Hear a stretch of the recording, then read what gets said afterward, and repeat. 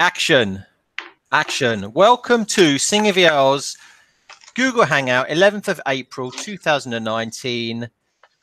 Remember to sign up to our YouTube channels so you receive early notifications of all our Hangouts and all our marketing.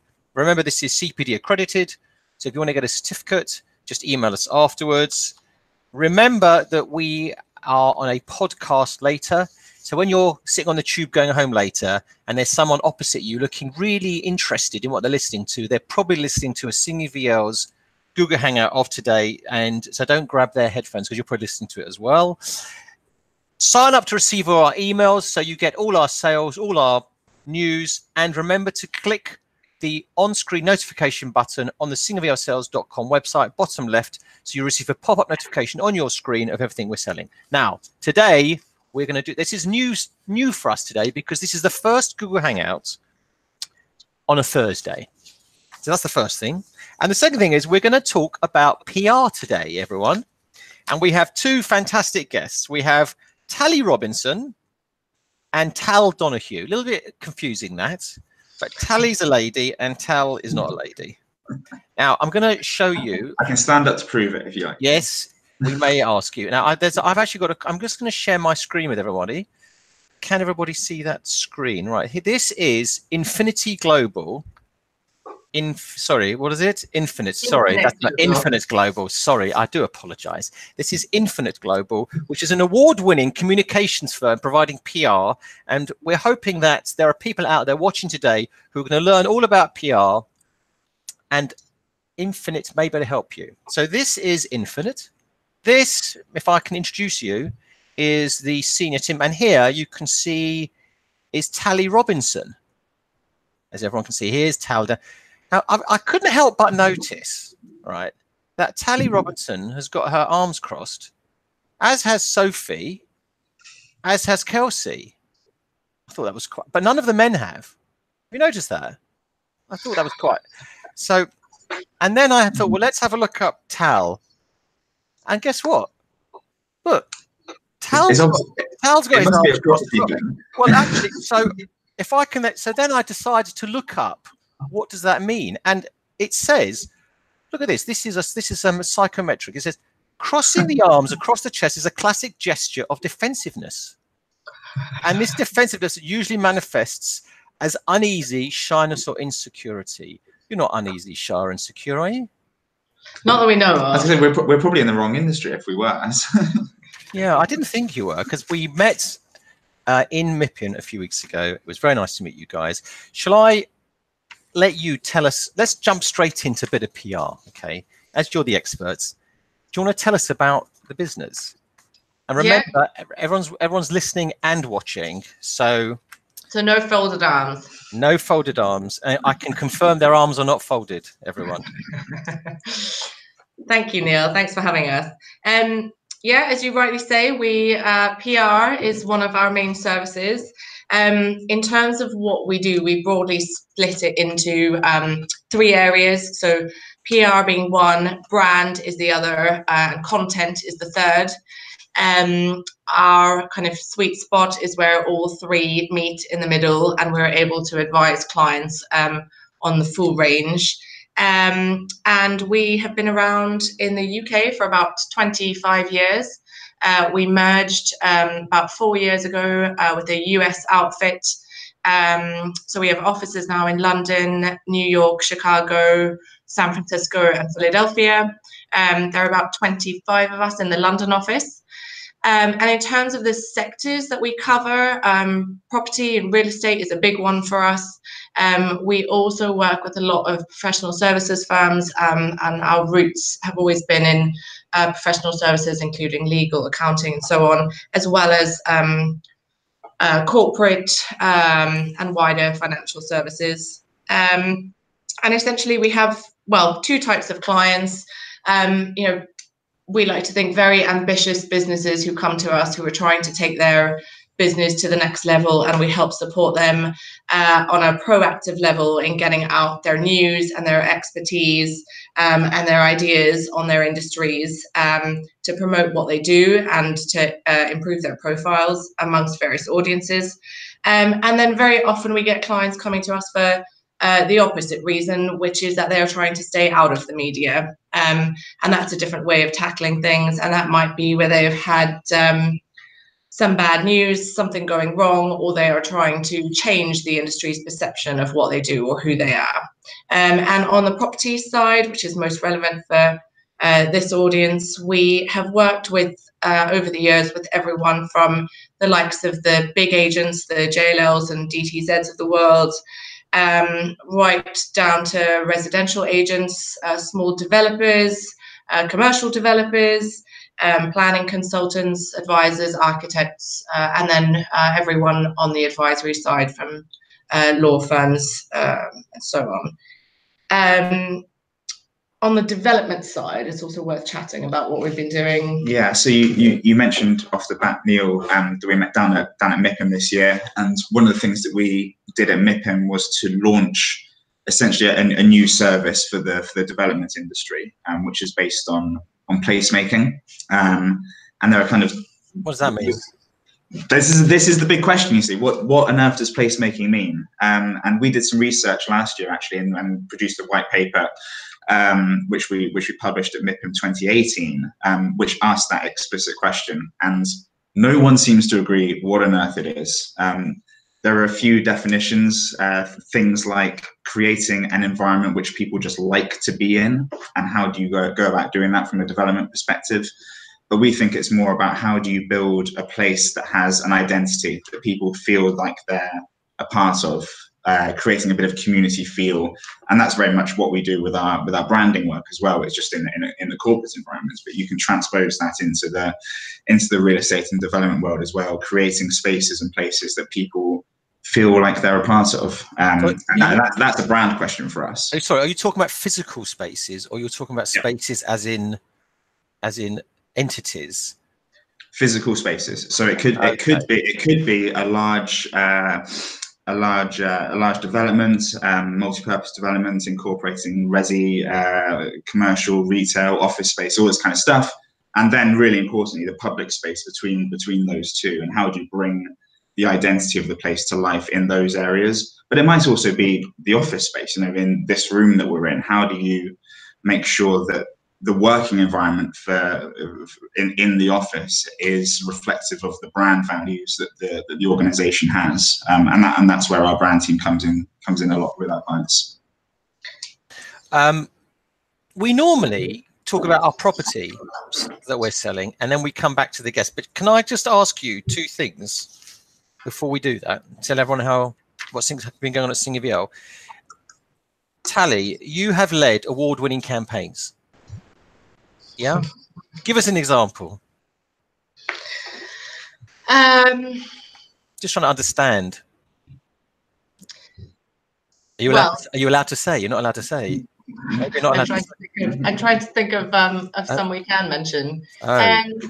I'll give you an example of one that doesn't have anything to do with property. That's fine. All the better. Even better. One of the campaigns that we were involved in many years ago, which was quite prominent in the news at the time, was to do with BA and Virgin having been caught out in a class action lawsuit because of passenger surcharges, tax surcharges. We at the time were working for the law firm who was representing them, and it was the very first class action lawsuit in the UK, or the first of its type, and we were involved in everything from putting the entire media strategy together for how we went out to market with this news, handling all the media inquiries that came off as a result of it. There's obviously, it's what we call litigation support, but there is the side of how we support the law firm themselves as they are going through the litigation, as well as there was a whole consumer campaign on the back of this around trying to get money back for the consumers, a bit like the PPI scandal, who were owed money as a result of this. So this was a campaign that went on for a year or so, one of the many that we've worked on which have won awards. Okay, interesting stuff. Interesting stuff. Okay, right. We're going to come back to PR in a minute, all right? Because we've probably got, no doubt, we've got thousands of people watching right now as a result of your PR prior to the Hangout. But first of all, Dale is going to fill us in on what's been going on, aren't you, Dale? And how great we are. Daniel, feel free to pipe in. All right, here we go, Dale. Over to you. Thank you, Neil. Hi, everyone. So what I just wanted to just briefly bring everyone up to speed with some of the activity we've been up to. We've actually just released a summary of sort of Q1 activity at Singer Vielle. And you'll see there's some interesting stats we've released here. So Q1, we have had over 59,000 page views at singerviellesales.com, which I think is a demonstration of the quality of presentation we provide. In terms of our UK and global reach, over 30% of users who viewed our website were from abroad. And we've had over 480,000 emails delivered, showing the depth of marketing we can provide. And in terms of results, 16 online click-to-purchase offers to treat submitted and uniquely recorded in blockchain. So what's that? In terms of, sort of results, the market, as we all know, is tricky, but a few recent transactions, I think, demonstrate how our marketing can certainly maximize exit. This is a great example of something we've just recently sold, an investment and redevelopment opportunity with vacant possession in Brighton Town Centre, which we've just sold for Mapley. We had loads of interest. We ended up calling a online click-to-purchase best offers with 4 parties submitting legal offers to treat, and we sold instantly at £600,000, as you can see, compared to an asking price of £500,000. Another great result we've just had, or Daniel here has had on one of his sales, is this Specsavers investment in March in Cambridgeshire, which has had only 2 years left unexpired on the lease. Again, we had generated a lot of interest, called an online best offers once again, sold for £380,000 compared to an asking price of £340,000. And the other one to mention is this Lloyds Bank investment, again in Cambridgeshire, in Ely, which had about a 4-year income to Lloyds. Once again, we had a lot of competition on this. We closed by way of another click-to-purchase best offers. We quoted 6.5%, 730,000. Amazingly, we sold it for over £1 million, which is about 4.5%. So, as you can imagine, the client was delighted on that one. So those are some of the property sales we've been up to. In terms of stuff on the market and new to the market, just to give you a very, very quick overview of the stuff we've just recently released. We've just brought to the market this Morrison's investment in Oswestry and Shropshire, which is showing 9%, £4.25 million.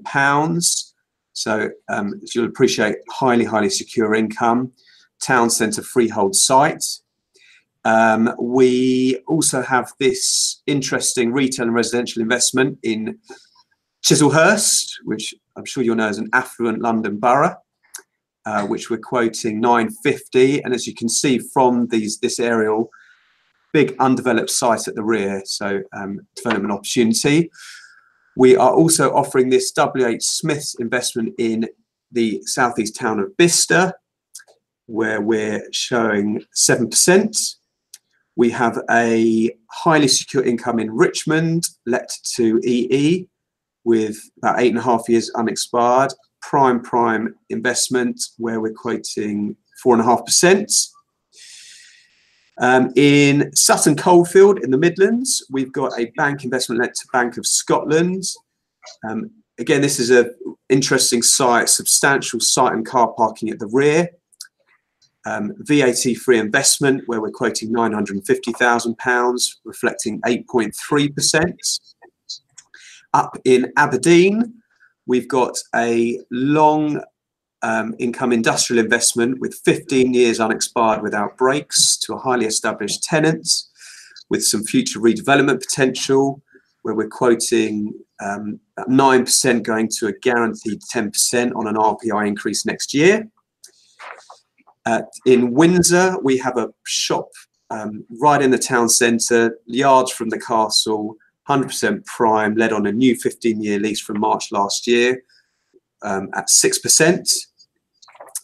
And a couple of final ones to mention. We have this long lease quick fit investment in London on the North Circular, just under 13 years to quick fit, 1.395 million. Up in Scotland, highly secure investment let to Holland and Barrett, high yielding 10%. Another one in Scotland, again, secure income let to Superdrug until March 2025, which is showing just over 7.5%. Attractive lot size. And in Portsmouth City Centre, it's multi-let investment let to the secure covenant of TUI, and the Gold Centre have just renewed their lease. That is an asking price of 740, which is over 9%. And I think finally, another quick fit investment up in Glasgow with 5 years unexpired, 8.5%, £900,000. And just to mention, we've got plenty of new sales coming up to the market. We have got a Shoe Zone retail investment in the West Country. We will be launching a Wilkinson's investment with just under 10 years of income in the Northwest. We've got a long let industrial coming up for sale in the Northeast, a Pizza Express investment in the Southeast. We'll have a Fat Face investment in Scotland, some retail and residential in Rugby, some retail in Portsmouth, and a Shop A3 investment in London let on a new lease. So please keep an eye out for all of these upcoming sales. Great, thank you, Dale. Who said the market's quiet, huh? I'd like to I'd like to bring in one thing, actually. The extraordinary sale that Daniel concluded in Ely shows that what we do provides a different level of result and service compared to other agencies. Had that been sold at auction, it would have tripled up to around 750 to 800 by doing the best offers online, which is a blind, not going under offer, a blind offer to treat. We allow people to put their best foot forward. And sometimes you can have quite a gap between the top offers, which is what happened on Ely. And yet they didn't have to go under offer and potentially chip the buyer or change their mind. The offer was accepted and the exchange occurred straight away. And that is why Vielle was able to secure extraordinary results. So if you are selling, do come to us. If you're buying, there's loads of stock, as you can see, and we've got loads more coming up. Right, let's go back and talk all about PR, because that's what it's all about today. PR, PR, PR. Daniel, let's bring Daniel. Daniel's got some questions for the experts. Daniel, over to you.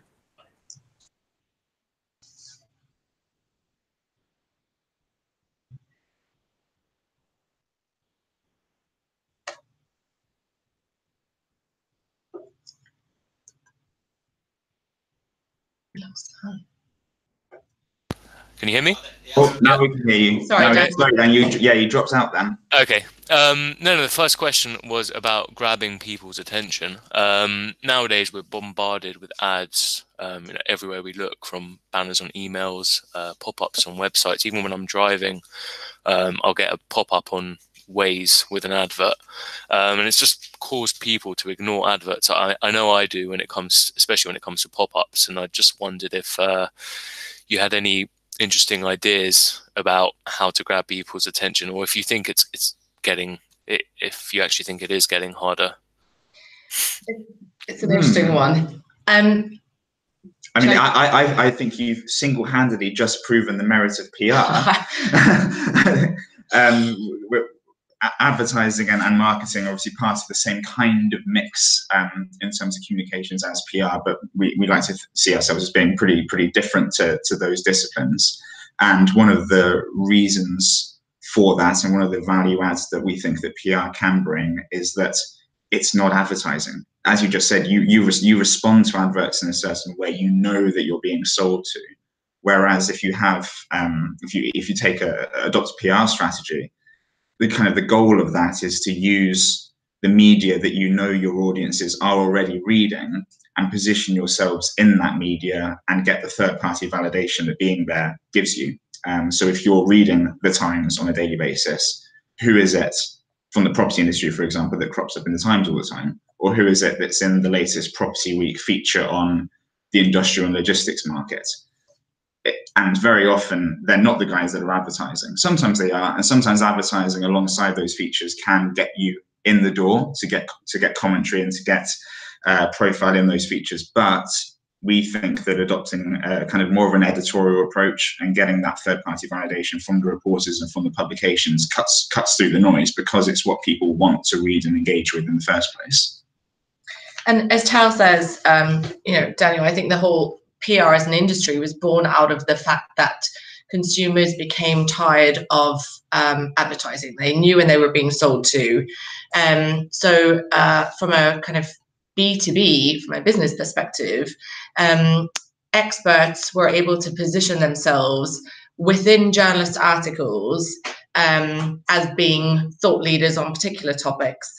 As opposed to having to take out very expensive and increasingly very ineffective advertising to do so. And you've seen it on the consumer side as well, the rise of Instagram influencers, for example, because consumers, even from in terms of what they are buying every single day, they are now being informed by what they're seeing on social media sites, for example, as opposed to advertising. And obviously this has had a huge effect on the advertising industry. Yeah. And it's meant that marketers are having to think very cleverly about where they're spending their money. Traditionally also, and well, still currently, PR has proven to be a more cost-effective and a more efficient way of using marketing budget for all of the reasons we've just discussed.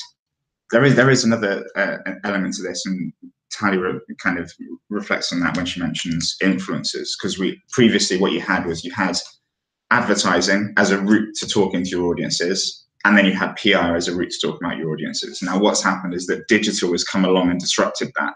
So those two poles are now converging and combining and creating new opportunities and creating new challenges and risks as well. And what we're seeing now is that lots of brands are becoming publishers themselves, and using things like Instagram and Twitter and Facebook and everything, their own websites, as media titles, and adopting kind of an editorial approach to their content which they're publishing. That's why we've seen the rise of the blog, for example. They're creating content that they know people want to engage with and just dishing it out on different channels. That includes PR, but it also really importantly includes social media. Can I ask a question? Of course. We do a bit of PR ourselves here, as I hope you've seen. We do like to make a bit of a noise.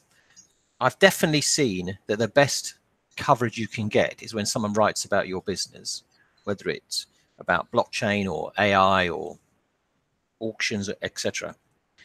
But here's the question for you. How do you measure success? I think, Neil, you've hit on the second most important question that the PR industry faces as a whole.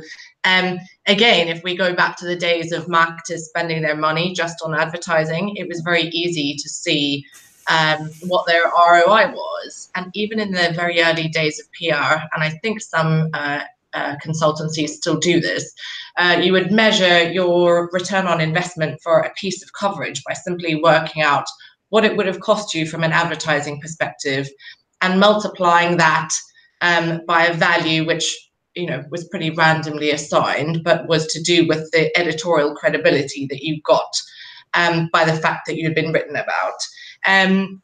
It is very difficult, but it's something that the industry has been grappling with and has had to face up to, i.e. How do they justify, how do we justify as a PR industry the amount of spend that has gone on to something? And there are a number of different ways of doing this. would you want to talk about some of the... Yeah, I mean, I find this question really interesting. And I think good question, the digital angle is important here, because I think digital has enabled people to track where audiences are going. Are they engaging with a piece of content that's in Property Week, for example, and then going back to your website to look up your services? Like, we can now see that if you plug in the analytics in your website, you will be able to see where they've come from, which is interesting. And hopefully what would happen is, if you showed a combo graph of your volume of media coverage compared to your website traffic, they should correspond, hopefully. That's what should happen.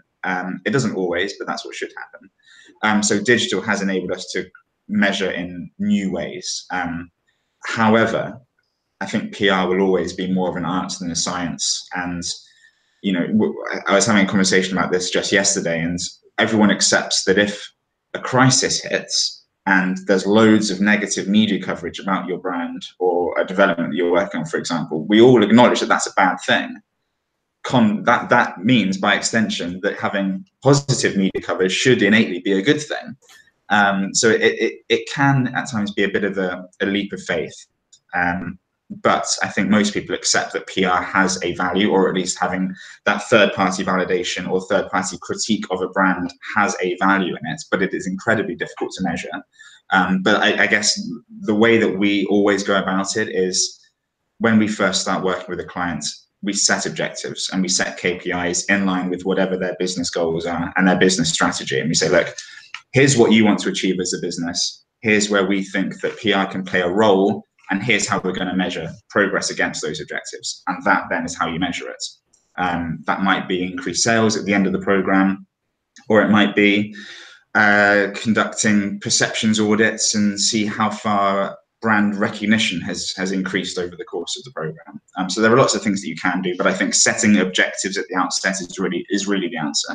And there are a number of different, quite intricate and sometimes quite expensive tools on the market that companies do use, which measure everything from their share of voice to market sentiment, etc. So there are definitely ways of measuring it.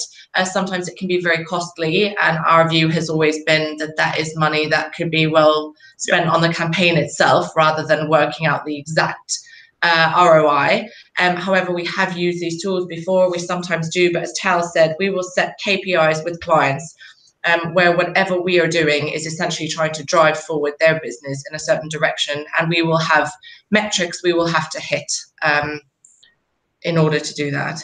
Okay. All right, Daniel, you wanted to ask something? Yes. Still muted?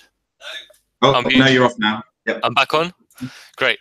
No, my next question is kind of about social media. It touches a little bit upon what you've already mentioned. I mean, something like Instagram's become really important for pretty much any business, and more so for property. And from what I understand, when it comes to pushing a promotion on something like Instagram, the app will generate automated reports on engagement and impressions. And from what I understand, the engagement figures refers to people that are actually clicking on the promotion, looking through it, and effectively engaging with it. Whereas when it comes to impressions, that refers to the advert appearing on someone's screen, but we don't actually know whether they've actually read it or engaged with it. So a lot of the times the report might come across as, or it might come across as though that the promotion is working really well because the number of impressions are very high, but we don't actually know if it's done anything. And as digital promotions and social media is becoming that much more important when it comes to promoting a business, I feel like it might be becoming that much harder to actually monitor whether it's working or not. Are there any kind of other ideas of how to actually monitor something like Instagram and if a promotion is effective? Yeah, I think you've hit the nail on the head there with the problem, which is that when people first started to use social media for things like promotions or starting to market properties or even just market their brands more generally, it seemed as though it was going to be the silver bullet to this PR measurement problem, which we've been talking about, because it gives you hard and fast numbers. The problem is that volume doesn't necessarily mean success. It doesn't necessarily mean you're reaching the right people.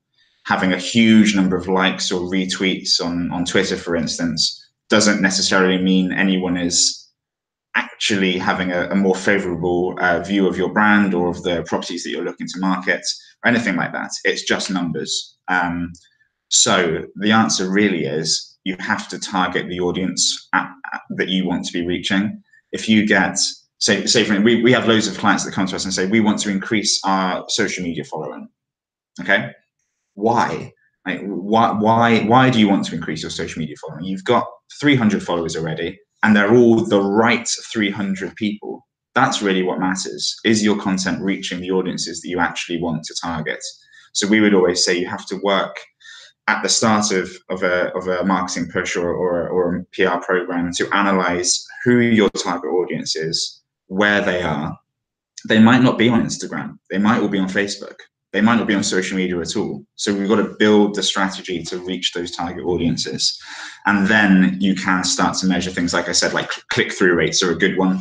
So if you're every piece of content that you push out on social media should have some level of call to action, which in Instagram is difficult because you can't put hyperlinks in the posts that you put out, but you can put hyperlinks in your bio. So the call to action on Instagram should always be look at the link in the bio for our latest development, or to look at our pipeline or whatever it might be. And then you can start to track the click-throughs back to the website. So there are ways to do it, but it is fundamentally about knowing where your audiences are and not just relying on large numbers, which don't really tell you anything.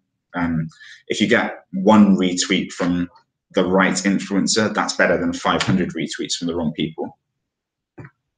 We've actually just hired quite a senior hire for us, the ex-head of digital from Knight Frank, and I'm sure you guys know of the Knight Frank wealth report, and he knows more of the detail than I do. But one of his big roles at Knight Frank was turning that into something that worked from a digital perspective. And we, as Tal says, always have conversations with clients of ours when we look at their digital strategy, which we're doing increasingly more now, hence the investments we've made. Sorry, I've not heard of Knight Frank. Who are they?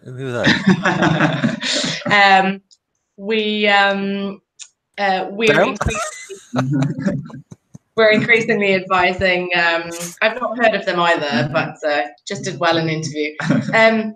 We're increasingly advising clients, as Tal said, to look at exactly how they are reaching their audiences. And you know, as much of a big thing as social media seems to everyone, sometimes it is a very, very small part of campaigns that we're running for clients, because of the fact that there are better ways to reach them. And sometimes it's about hosting a panel event, or having a roundtable discussion, or having a very cleverly placed piece of media coverage that is actually ultimately going to reach those the audience and the prospective buyers, particularly from a corporate perspective, more than social media channels will. And as Tal said, although social media channels can give you volume, it's a question of whether you are actually reaching the right people. And that's to your question, Daniel. That is very hard to know unless you have an expert who is looking at those audiences and who is making sure that you're on the right platforms, and essentially that the content that you're putting out is the right content, and also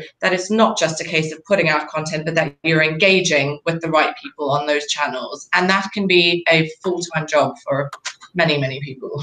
I think this is turning into a very long answer, but it's a really interesting topic. But if there's one other, I guess, top tip or thing to think about that I would say to everyone listening and watching, is don't necessarily just rely on the corporate or company social media channels. Always think about the individuals' social media channels themselves, because at the end of the day, what generally people on social media like to do is follow personalities, follow individuals. They don't necessarily like to follow and engage with companies. So everyone should be using the people assets that they have in their businesses to go out to market with, because they're the sources of expertise. And in the property industry in particular, people buy people, right? So let's use the people that you have on social media. I mean, we know, or we've heard of a guy, a property agent, and he does all of his property marketing on Instagram. He doesn't bother with anything else. He just pushes everything out through his own personal Instagram account and is highly successful with it. He does virtual tours of the properties.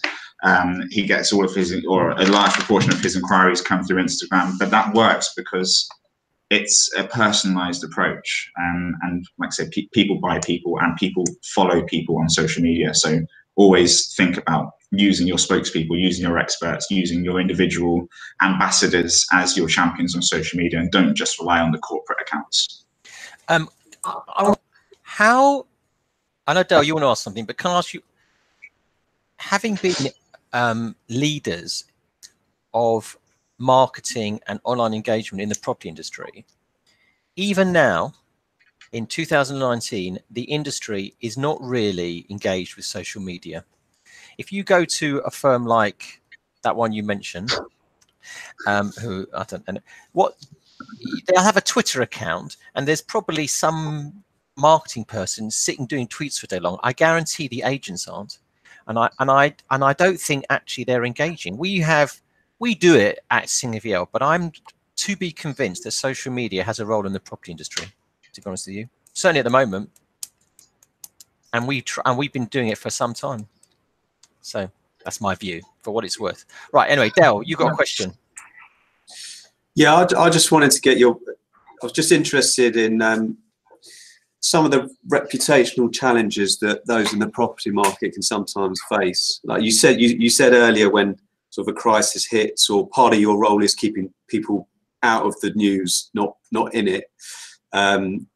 So there's a couple of very live examples.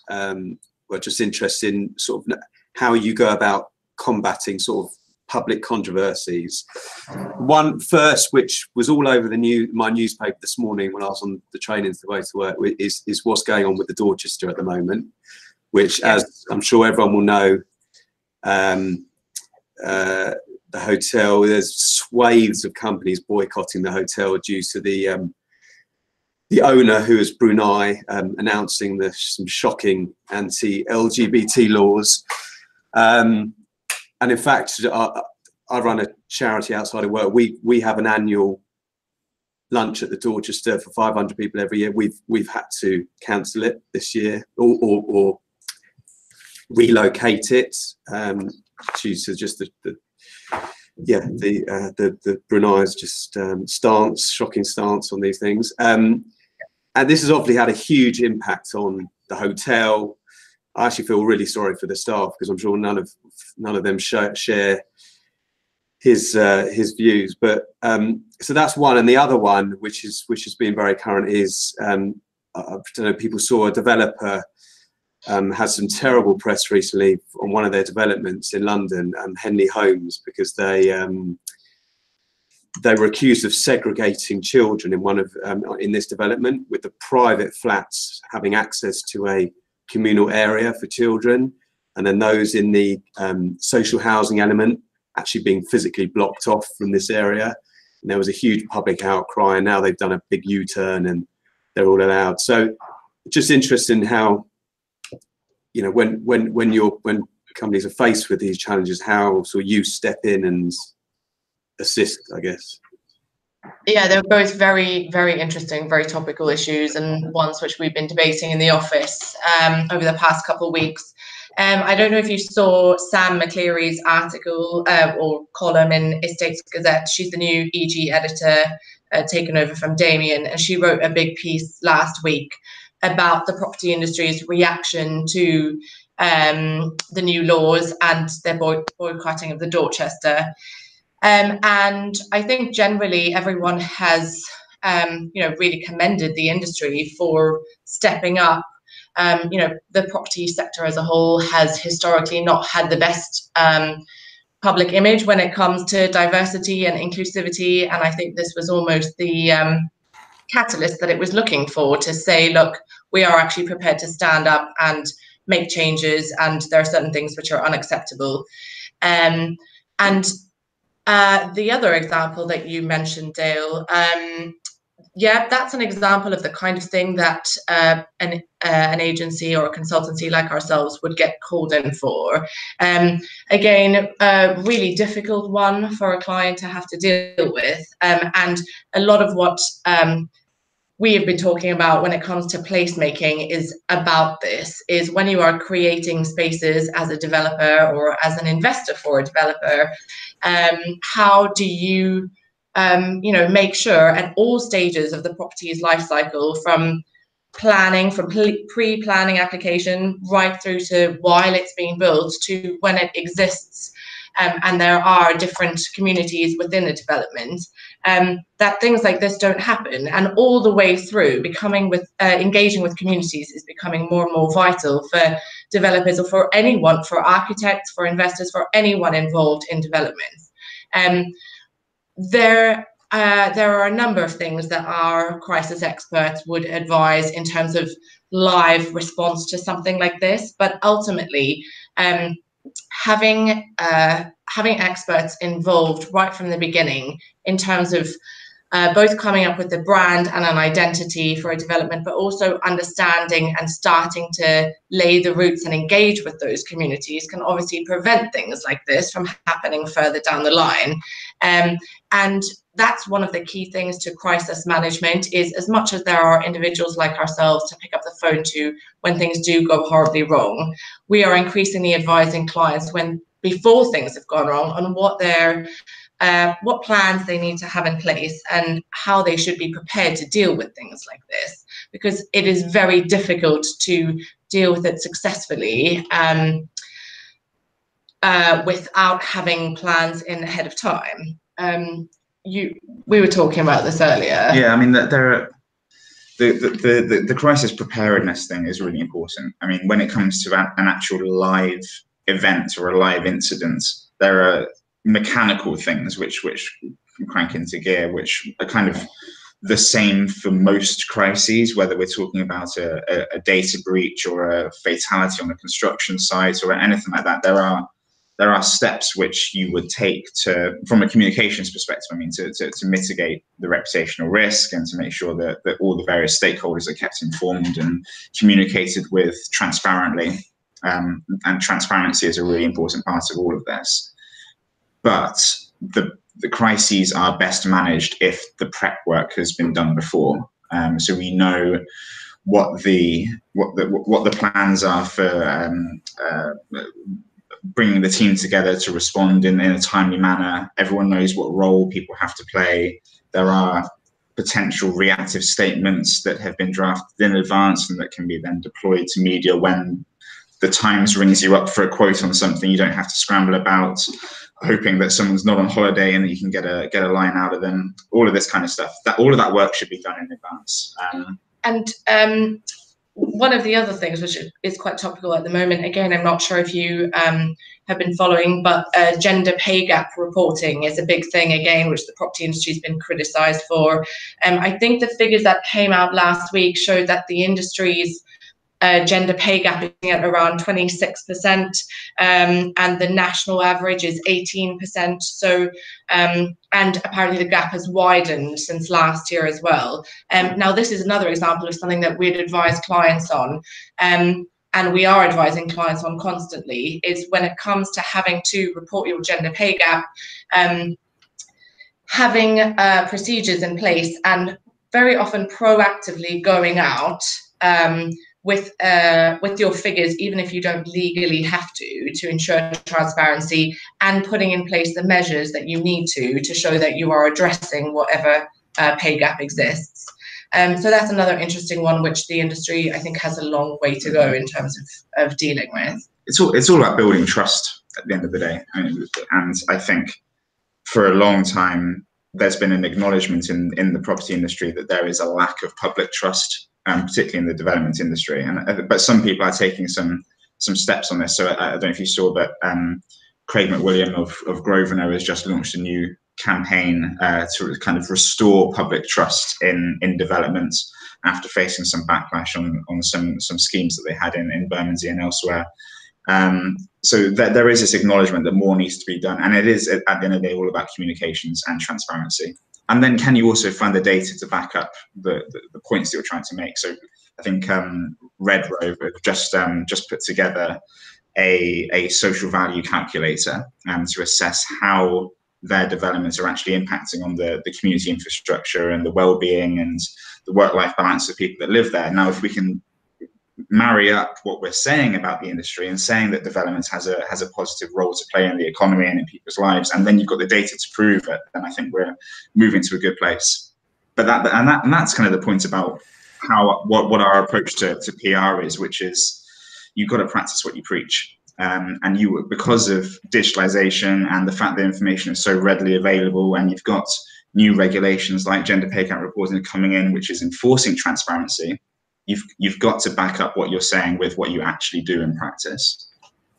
Can I ask you a question? Am I allowed to ask a question?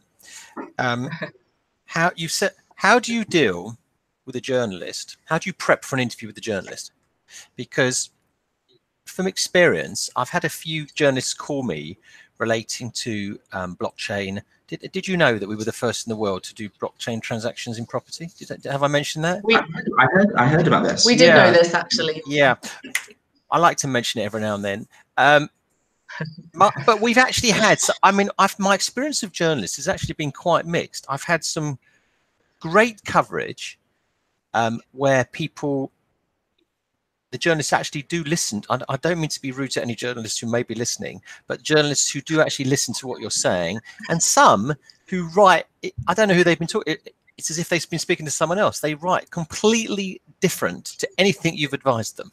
So I have found there's a real variation, and I've also found that when you actually do speak to journalists, and I'm not trying to shoot myself in the foot here, there are many who never ever check the facts. You can tell them what you like and they'll write it.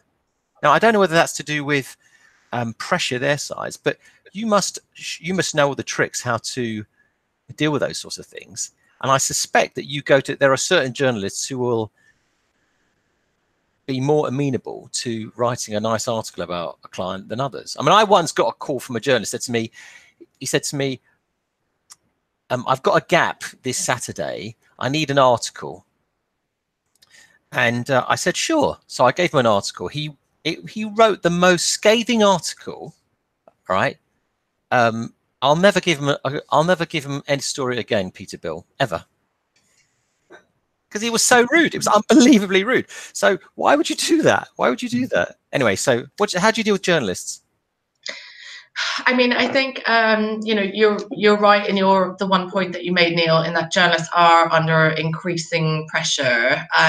They used to, when I started working in PR a very long time ago, they were writing one story a day for the newspaper. They are now writing, most of them, anywhere between 8 and 10 stories a day, because they're writing for online, they're writing for multiple editions. They're having to keep up in terms of social media. They're doing podcasts, they're doing video interviews and video content. So, and very often they're covering 3 or 4 beats, so 3 or 4 areas, as opposed to just the one that they used to in the old days. So gone are the days of taking journalists out for long boozy lunches. They are also under increasing overload of information and data and content, and having to sift through all of it.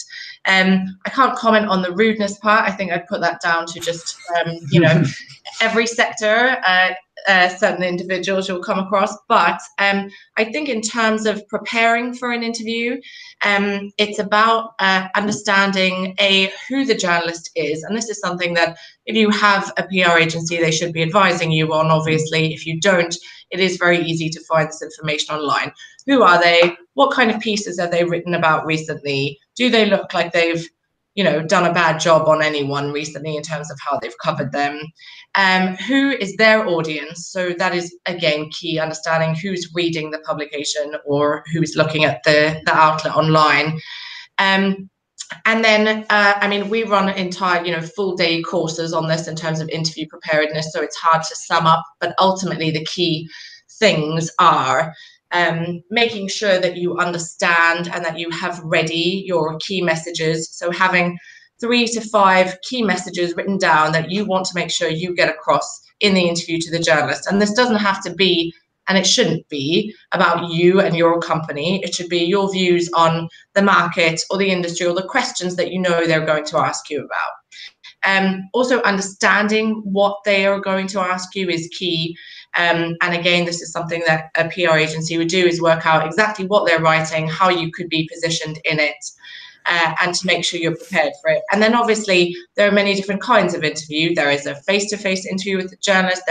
Can be a call over the phone, and then, you know, broadcast and radio are 2 entirely different kettles of fish as well, which require a certain amount more prep in terms of being able to, particularly in live situations, answer questions that could be contentious or that you don't want to answer. That requires a bit more practice and a bit more in-depth training. But if it's a journalist who is phoning you for comment or for insight, it's just about having your facts straight, knowing what you want to get across. And also, if a journalist asks you for information that you don't know the answer to, knowing that it's fine to say to them, I'm going to look into it for you and I'll come straight back to you. And following up very often after the interview with extra data or ideas for the journalist is, you know, always goes a long way. And there is nothing wrong with politely asking if the journalist would like you to fact check anything, which can sometimes mitigate the point that you made about them getting information wrong. Well, I had a great. I had a situation recently where a journalist wrote a great article about us in the Negotiator just last weekend, actually, about auctioning online. Yeah. Where we're the only auction online that actually creates a legal contract. Have I mentioned that? Probably haven't mentioned that, but I'll mention that. Anyway, and actually... Good key message. Good key message. And actually, she was polite. She was very kind to... she actually offered to allow me to review her article where she had taken our quotes, which was very helpful. So actually, it did help get the message across. Yeah. So I've had good experience there. That does make something. Go ahead, Del. Do you think that the role of the sort of traditional journalist press is just diminishing? Because as you say, that the pace of communications these days just changed so drastically. If you look, you know, the first place news breaks these days is Twitter. As you say, you've got podcasts, you've got it's you know, these things can be published in the blink of an eye. So it's so much easier to push content out these days. I imagine the role, the journalist role, I guess they're having to just adapt. I mean, I guess it changes the role of PR as well, right? Because I mean, journalism is still a really important part of how the media works and how people are engaging with and consuming content. And I mean, if we take the what are generally called the elite news outlets, so things like the FT, the New York Times, places like that, those guys are still growing. The Guardian still growing. I think the FT just registered its millionth subscriber just this week or a few days ago. So all of these guys and in terms of their media robustness, they're still really important, but it does make it more difficult to get into those places because of the time pressures that the journalists are under. So, I mean, if anything, it heightens the role that we have to play in bridging that gap and getting on the journalist radar. But your point is really valid, and that is why we're seeing this push towards a lot of self-publication, creation of content which is owned by the brand and neither pushed out by the website or by things like Google Hangouts, for example. And this is why we're seeing lots more people do this kind of stuff, because the ROI is easier to measure. You don't have to worry about whether the journalist is going to get it right or wrong, and you can direct it to the audience that you want to direct it to. And I think also, Dale, as I mentioned earlier, it's not whether the role of journalists won't be there anymore. It's about how their role has evolved. So whereas historically they would be thinking of content just with the output of that content being a print issue of a newspaper, they're now thinking about it not just for online, but whether it should be a podcast or whether it should be a video interview. And there are a number of different ways that they are putting out content now. the content is getting far more interactive. The content is far more data-driven. It is far more complex content than it's ever been, particularly, as Tal mentioned, for national and international newspapers. And they are competing with a whole range of publishers that they didn't used to. So the competition for them is increasingly tough. And I think that goes for a lot of industries, us being one of them at the moment. I think there are a couple of other things as well, just to add. I mean, we're talking a lot about how the news works. I mean, there are still features writers, particularly in the property press and the industry trade press, who are less time pressured, and you can develop closer relationships with them, and we do that with clients a lot. And you can target getting into, say, the property week feature on the residential market, all these kinds of things, which are kind of longer lead, and those guys are less time pressured, so you can control that slightly more. And the other thing is, we talked about influencers a bit before. Journalists are still really important influencers, but not all influencers are necessarily journalists. So we have to think about what other I guess agents are doing out there in the marketplace, whether that is your own employees or people in the local community who might be particularly vocal on social media. All these kinds of people have to be treated to an extent as though they were journalists, because they all have followers on social media. They've all got the capability to have either a positive or a detrimental impact on your brand. So I guess it's just a more diverse landscape of influence now. Okay. Guys, I think you certainly know your subject. We've covered a lot, right? We've covered a lot. We're nearly up to the hour, and we tend to run these podcasts and the Hangouts for an hour. I'm going to ask you one quick question. You can have a very quick answer before we go. Sure, we'll try. Okay, so here's a question for you. Given that you're the experts in PR, how would you advise Philip Green at the moment? Oh, there's a tricky one, isn't there? You see the question. The reason I ask it is, does he want to be in the press or out the press? Because you said earlier about sometimes you're advising people to be out of the press and sometimes in. So it's a tricky one, isn't it? Do you want him in? Would you say to him, be online or keep your head down? Interesting, isn't it? You don't have to answer it. Don't worry about it. Just if you want to answer it, it's a thought for you. I think I think if I had to choose one of those two, Neil, it would be stay under the radar. But it's about whether there is a case long term for appearing in the press in terms of starting to set a new story in place.